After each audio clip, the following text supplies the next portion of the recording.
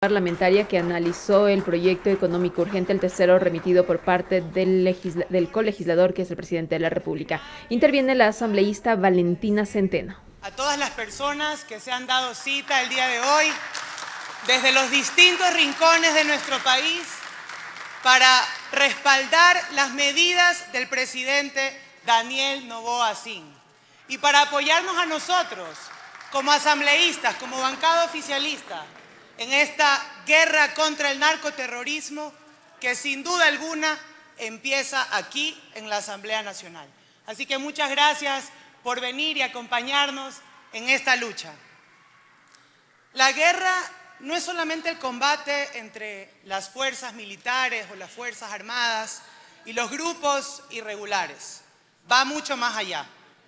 La guerra también tiene que ver con la economía, con la política, con la posición de nuestros rivales en el campo de batalla y con la fuerza que puedan tener nuestros oponentes. En el caso del Ecuador, este conflicto interno que vivimos no puede dejar de lado factores preponderantes para superar la guerra contra el narcoterrorismo, como la desigualdad, la pobreza, la inequidad, la falta de empleo. Y por eso es necesario puntualizar que desde el Estado deberán venir medidas y programas sociales para atacar también estas problemáticas. Y es que nos encontramos en un dilema actualmente en nuestro país. Por el un lado, el Ecuador entendió que el enemigo está adentro, que es un enemigo violento, que es un enemigo armado, a quien debemos ubicar y a quien debemos vencer. Pero también nuestro país entendió que la única forma y la única vía de superar esta crisis y recuperar la paz en nuestro país es con el concurso de todos y todas, con una Asamblea Nacional que trabaje de la mano del Poder Ejecutivo, de nuestro presidente Daniel Noboa, con políticos que demuestren que pueden sentarse a llegar a consensos mínimos por el bienestar de los ecuatorianos, y ciudadanos y ciudadanas que trabajen con fuerza y con unidad, recuperando la esperanza de días mejores para nuestro país. Pero esa unidad nacional de la que hablo no puede ni debe ser de la boca para afuera. Esa unidad requiere de esfuerzos, requiere de sacrificios, requiere de aportes de todas y todos los ciudadanos y sobre todo de una profunda convicción cívica de aportarle al Estado, a sus fuerzas del orden, a sus fuerzas armadas y a su Policía Nacional. Requiere de una serie de políticas sociales que nos permitan superar esta problemática de inseguridad, de miedo, de violencia, de manera contundente, pero sobre todo sostenida en el tiempo. Y es que en el 2023 no podemos olvidar la gravísima crisis de inseguridad con la que cerramos el año. 47 asesinatos por cada 100.000 habitantes. El pasado 9 de enero, un ataque sistematizado en todo el país. Secuestros, heridos, muertos, coches bomba, ataques. Y algo que nunca nos imaginamos, presenciar en vivo el secuestro de periodistas y de personal administrativo de uno de los canales de televisión más importantes en nuestro país. Y fue a raíz de aquello que el presidente Daniel Noboa tomó la firmeza y la convicción de enfrentar, combatir y vencer a los delincuentes. Y expidió 2 decretos. El primero decretando el estado de excepción y el segundo decretando el conflicto interno no internacional. 2 decretos contundentes, importantes, fuertes para el Ecuador.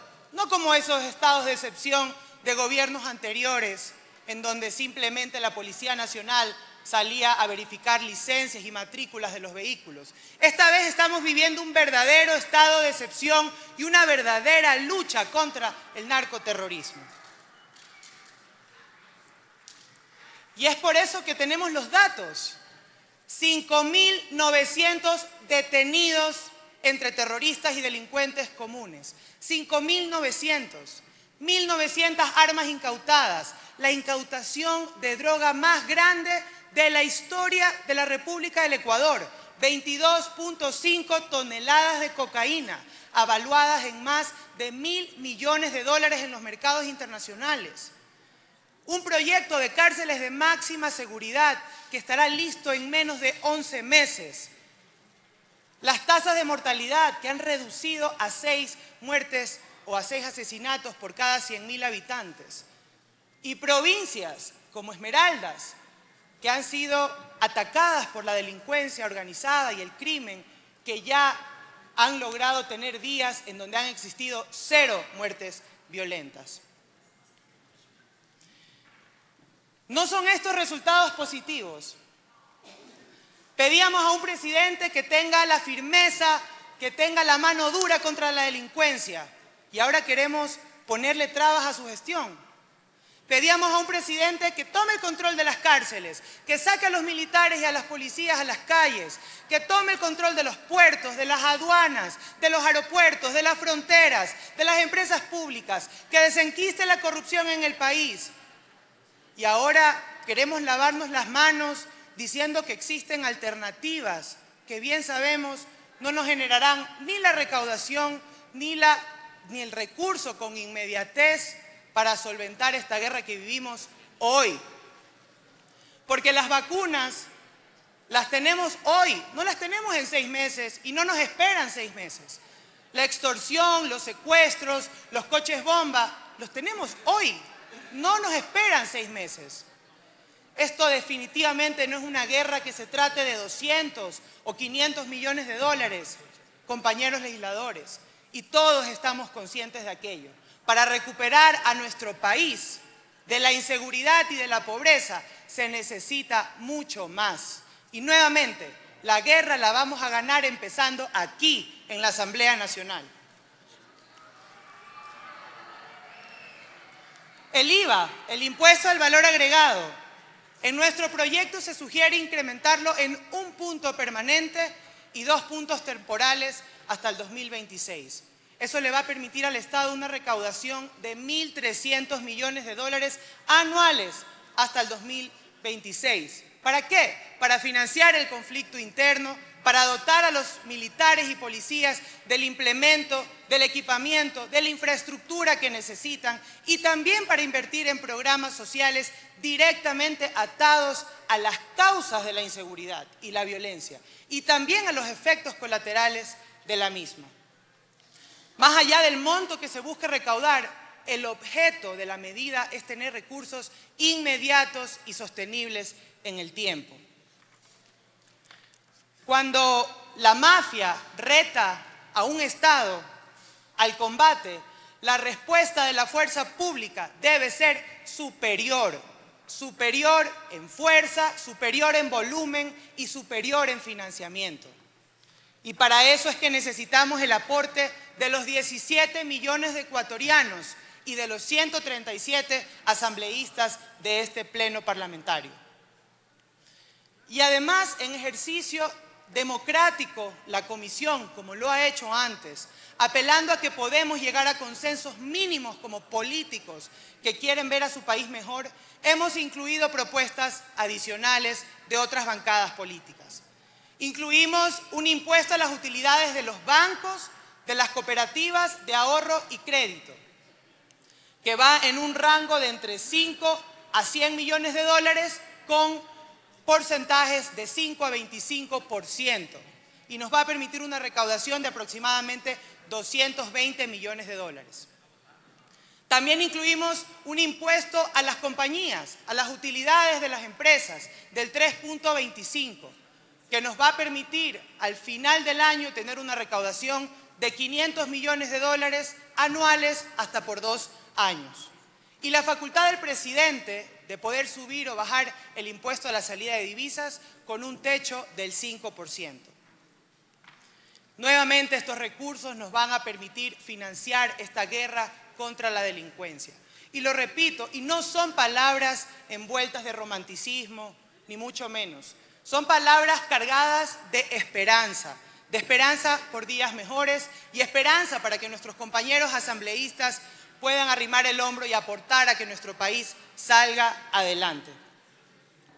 Aquí tenemos un gobierno valiente que ha tomado decisiones difíciles para sacar adelante a nuestro país. Esta no es una medida pensada en las próximas elecciones, es una medida pensada en las próximas generaciones. Y ya que hemos recibido infinitas propuestas de distintos gremios sociales, políticos, y lo que más nos dicen de manera recurrente, preferimos pagar un poquito más de un impuesto que a seguir pagando las vacunas que de todas formas nos atemorizan a nuestros negocios y no nos dejan progresar.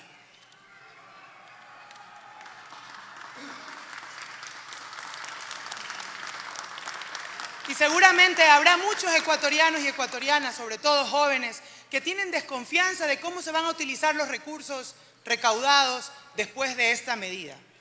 Por las experiencias pasadas, en donde sí, nos han subido los impuestos y quizás los recursos no han llegado a la gente más necesitada.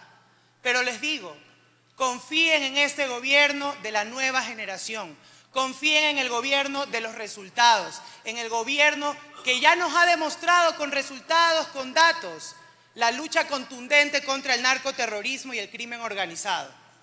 Y juntos, así como estamos compartiendo con el Ejecutivo el alto grado de credibilidad, también comportamos la responsabilidad de tomar medidas que pueden parecer impopulares, pero que todos aquí sabemos que son las medidas necesarias para superar esta crisis de inseguridad que vive nuestro país.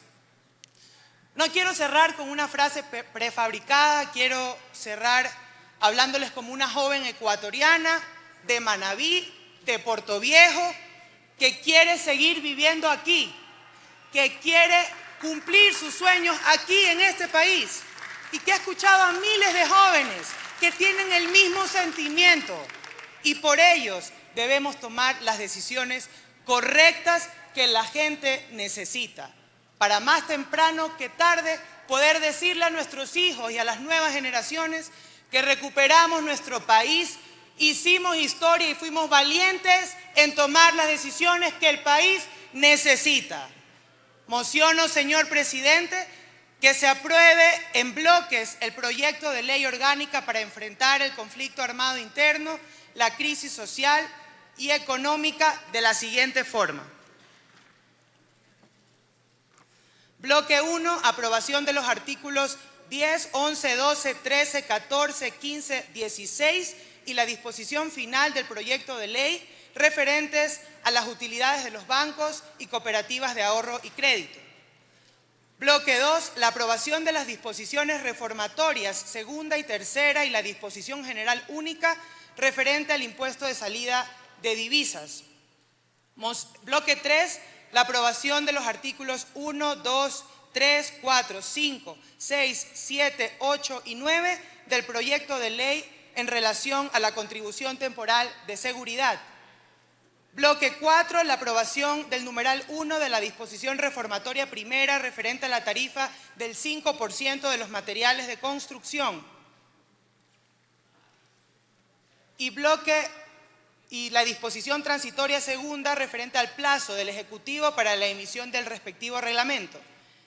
Y el bloque 5 y último, la aprobación del numeral 2 de la disposición reformatoria primera referente al incremento permanente de 1 punto porcentual del impuesto al valor agregado y la disposición transitoria primera referente al incremento temporal de 2 puntos porcentuales del IVA del proyecto de ley. Muchísimas gracias, compañeros legisladores, y nuevamente a los ciudadanos que nos acompañan. La asambleísta Valentina